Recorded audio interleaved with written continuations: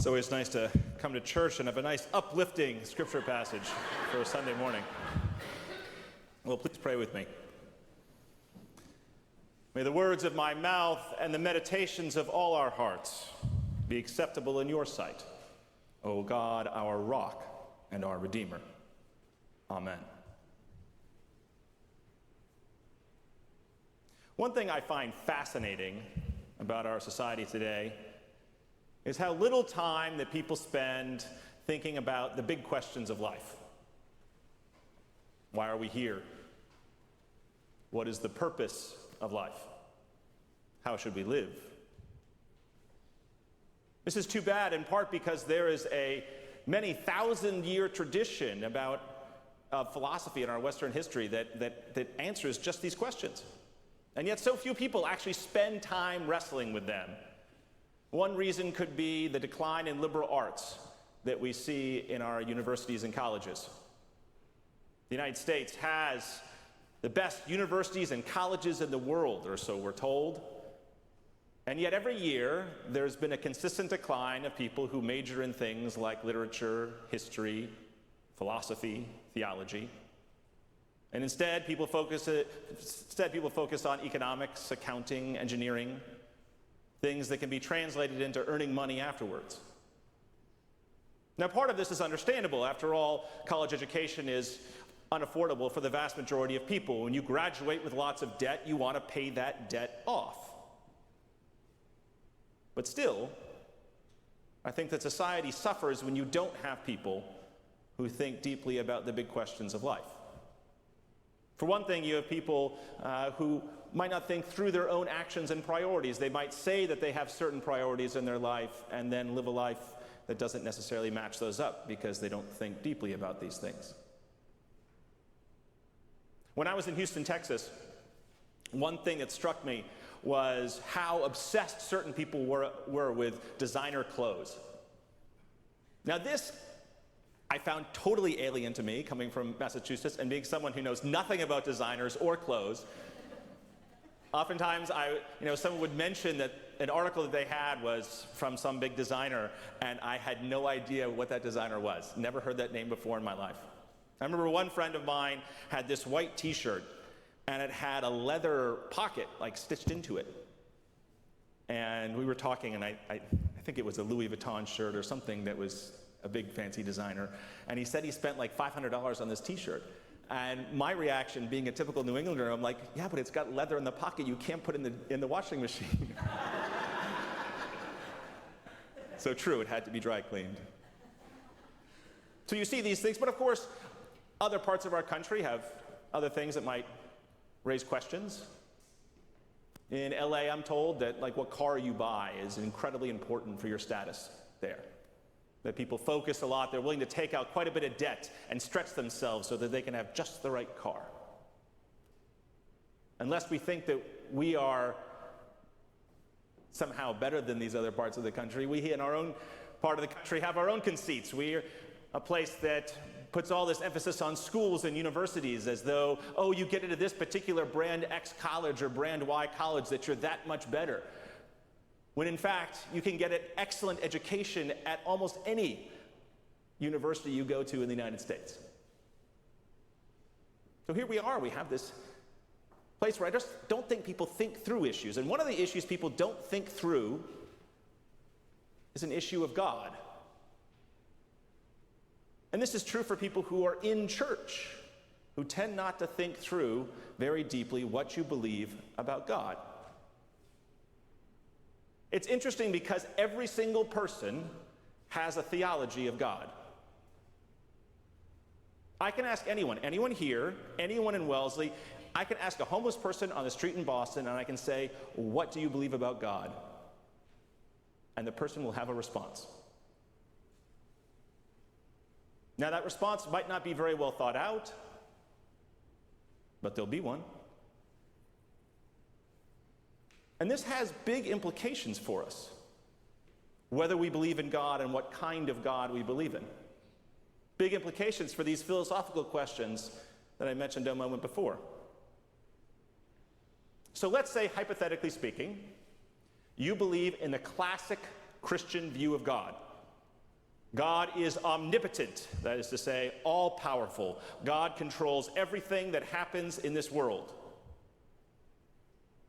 God is omniscient, all-knowing. God knows everything that happens in this world. You can't escape from God. And God is omnibenevolent, all good. In other words, God has certain things that are right and that are wrong.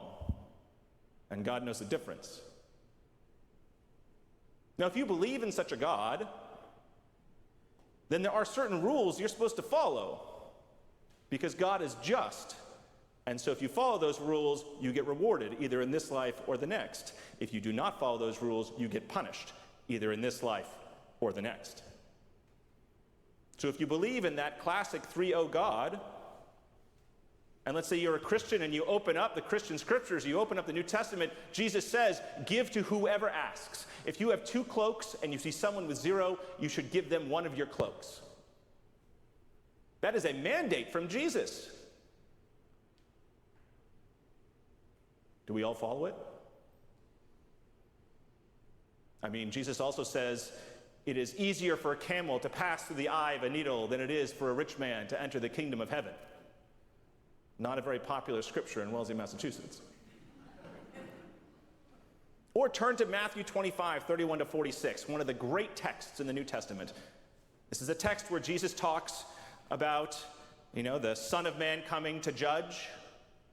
And the Son of Man will judge and divide people as a shepherd divides the sheep from the goats. And those on the right, the sheep, the Son of Man will say, blessed are you, because when I was hungry, you fed me. When I was thirsty, you gave me something to drink. When I was naked, you clothed me. When I was in prison, you visited me. When I was sick, you cared for me. And those on the right said, well, when did we ever see you sick or naked or thirsty or in prison? And the Son of Man then says, insomuch as you did this to the least of those who are members of my family, you did it unto me. Now, those of us who are good liberals like the passage to stop there. It does not. It goes on to say to those to the left, the goats, cursed are you, because you did not give me water when I was thirsty, or feed me when I was hungry, or clothe me when I was naked, or visit me in prison, or care for me when I was sick. And they said, well, when did we not do that to you? He said, insofar as you did not do it to those who are least in the members of my family, you did not do it to me. And then there's the kicker at the end.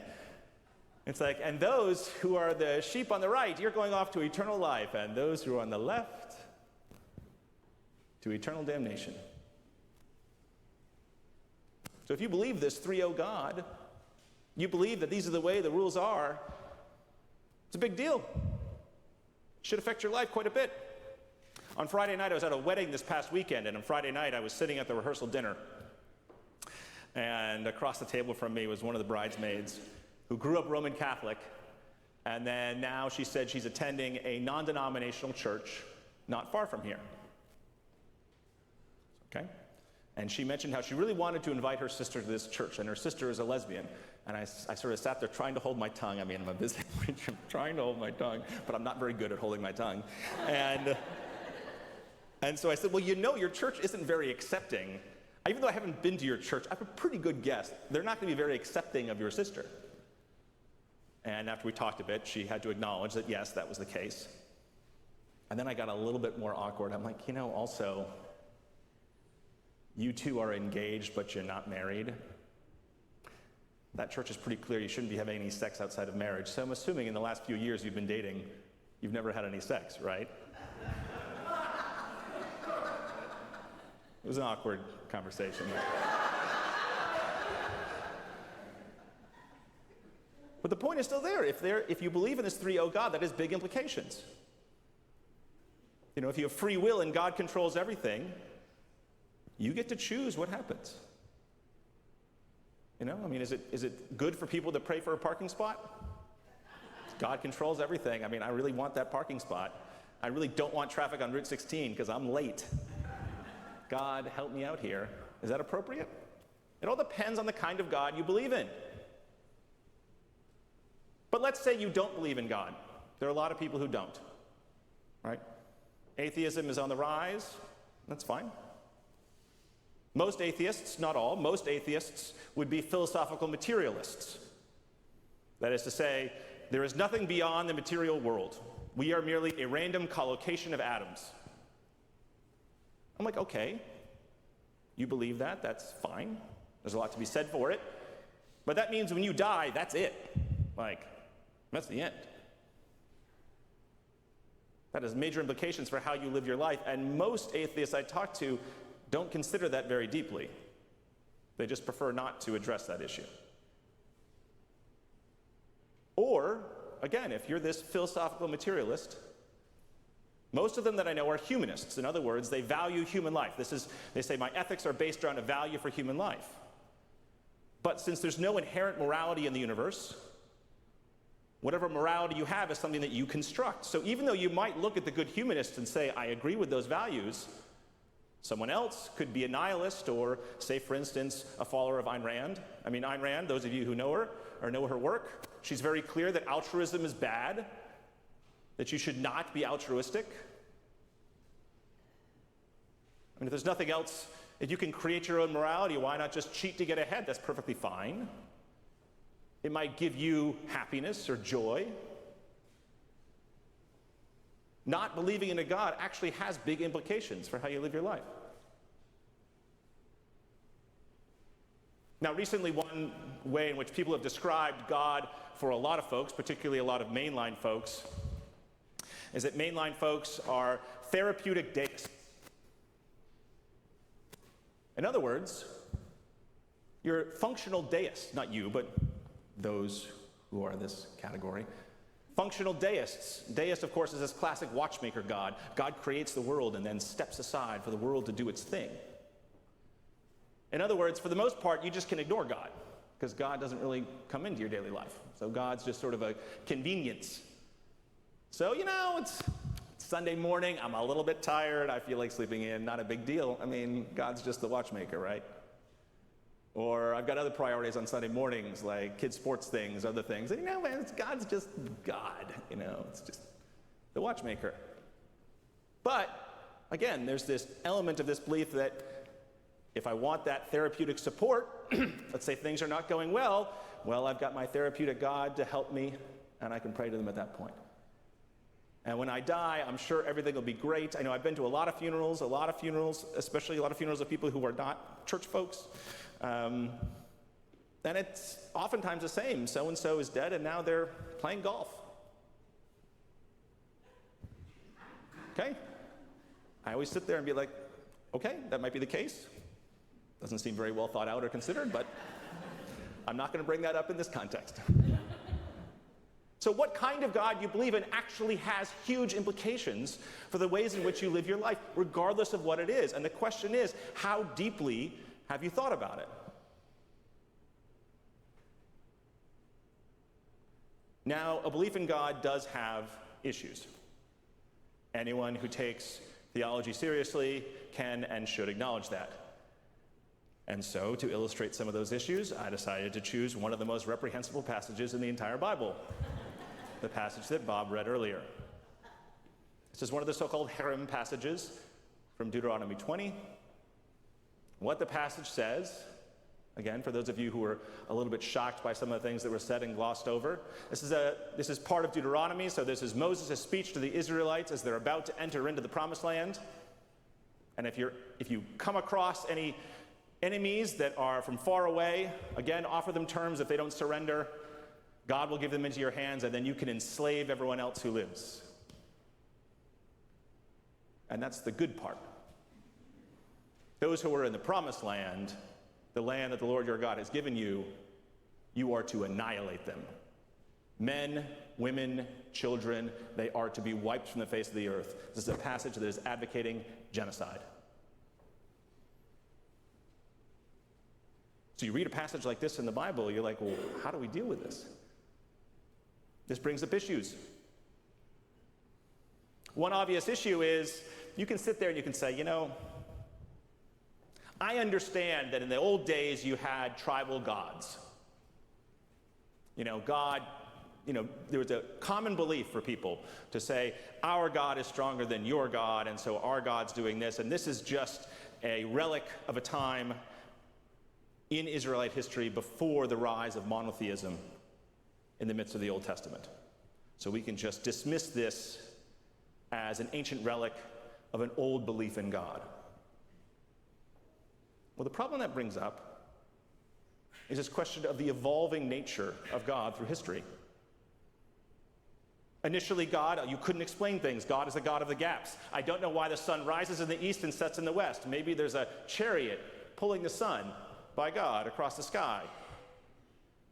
The initial beliefs in God, why is it a drought now, or why is there too much rain? Oh, it's God. Initially, beliefs in God were very much gods of the gaps, and then over time you have God of your tribal God. Adonai is our God, and then you have these other gods, Baal, other gods, and these gods will fight against each other, and we're on our side. This is our God. But then over time, you had the rise of monotheism, where people say, no, there's just one God of all people. Well, then you have this deist God. Well, God's just a watchmaker, and well, what's the next step? Just no God? I mean, if we're really evolving through these steps, isn't there another step we can go to? Sigmund Freud famously says that God is just a projection of wish fulfillment. I really don't want to face my end, so I believe there's a God that can just support me there. And this whole belief of you look at this past, you say, oh, God taking teams. Oh, we don't believe that anymore, right? We're good monotheists. We don't believe that God chooses sides. Well, when I was down in Houston, Texas, if you were to ask people, and I'm sure here too, if you were to ask people, does the United States, or does God choose the United States? Most Christians would say yes, undoubtedly. People actually in this country, most people in this country have a belief that God chooses the United States. We are God's chosen people, as the Israelites are God's chosen people. So are we. That is a common belief. It's not just stuck in Deuteronomy 20. The largest Southern Baptist church in the United States is Second Baptist Church in Houston, Texas. Ed Young leads a church of some 40,000 people through its various campuses. Ed Young is very politically involved. And in 2018, the candidate that he wanted to win in Texas 7th Congressional District, John Culberson, lost. And Ed Young was there with Culberson at the time when Culberson admitted defeat, and Ed Young got up in front of the cameras and said, in his view, no one can be a Christian and a Democrat at the same time. God chooses not only sides, God chooses political parties, and he was sure of it. I remember hearing that and being like, wow, you haven't talked to many Democrats, have you? Not only that, you have a congregation of 40,000. Do you think every single one of the 40,000 votes Democrat? That's a pretty bold statement. You got to have at least 5 or 10% that are going to vote the other party. But this instinct to teams has not gone away. This text, Deuteronomy, brings up that. We have to wrestle with that issue. That's one issue we have to wrestle with. But there's a second issue here we have to wrestle with that's in this text. This text says clearly that God would deliver these enemies into the hands of the Israelites. God is acting in the world in that way. Does God act in that way? Big question. See, in the pre-modern world, before you had modern science, it was assumed that God was a primary cause. In other words, if you're sick, you had a demon or something that was making you sick. If you were well, maybe God was healing you. God was a primary cause. God could deliver people into various hands, right? Miracles could make sense because you're not violating the laws of nature. There are no laws of nature in the ancient world. Then over time, with the rise of science, all of a sudden, the world gets explained, and then God becomes a secondary cause, something behind the primary cause. When I was in Iowa, I remember talking to an atheist who had grown up Roman Catholic, had a very bad experience, and then had a very strong reaction against the Catholic Church. And in talking to him, he said, show me evidence for God. If God's acting in this world, show it to me. Show me. I want to see it. What does that look like? Bertrand Russell, the famous mid-20th century English philosopher, had this great analogy, the analogy of the orbiting teapot. This is long before we sent things into space. And Bertrand Russell said, hey, I can claim that there's a teapot orbiting the world right now. And yes, you can't disprove it. But you can show how it's pretty darn unlikely. And he said the same thing with God. Yes, you might not be able to disprove God, but you can show it's pretty darn unlikely. So this is the second issue, like that this text brings up. One, what do you do with this evolutionary view of God, how God has changed? And then the second thing is, how do we actually deal with God acting in the world? But this brings up a third major issue, which is there is a really evil thing going on in this text. And bad things happen all the time, and if you're going to believe in God, how do you deal with the problem of evil? If God is omnipotent, if God is omniscient, if God is omnibenevolent, how is evil and suffering still here? And some people give arguments of, suffering is there to train us to be better people. Or, if you don't have some evil, how can you have the good? Or another great one, well, God's good is something that you can't understand. That's all well and good, but when the rubber hits the road in your life, it feels a little bit different than that. One of my friends from college, Mike Skay, his kid ended up getting cancer at age 2. He's still alive, thankfully, but they've had to go through hell in the process. That's a big thing to swallow. My roommate from college, Matt Milikowski, his younger brother Jonathan died of bone cancer at 23. I'll never forget being at that funeral and then being at that graveside and seeing Matt's dad take dirt and put it on his own son's coffin. I will never forget the look on his face. If you believe in God, you have to deal with the problem of evil, period. This is not theoretical, it's personal.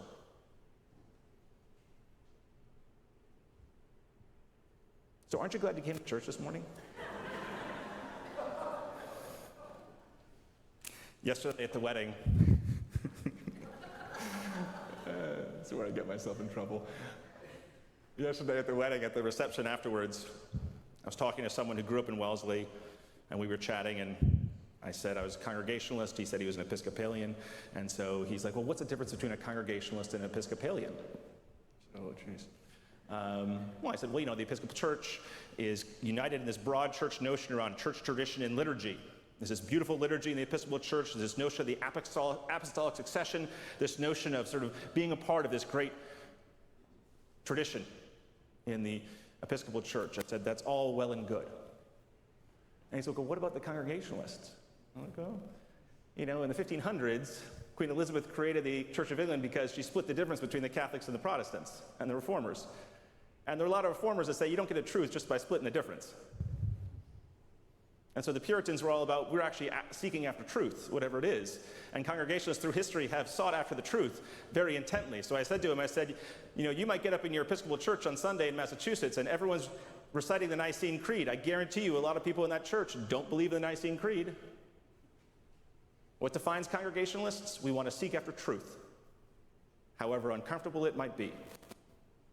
Theology and truth have always been at the center of what it means to be a Congregationalist. We have to see where God is still speaking today, and one of those questions we have to answer is a question about God. What kind of God do you believe in? What does that look like? There is some mystery there, of course, but what can we say and what can we not say? And how do we deal with issues like an evolutionary view of God that still puts people in teams? How do we deal with an issue of how God acts in the world, and how do we deal with the problem of evil? So I want you this week to think deeply about these issues. What are the ways in which you answer these questions? I'd be fascinated. Take time to do it. Seriously, take time to write it down and think about these issues and bring it back next week. Next week, I'll give you the first part of the answer. So it's a good reason to show up back at church.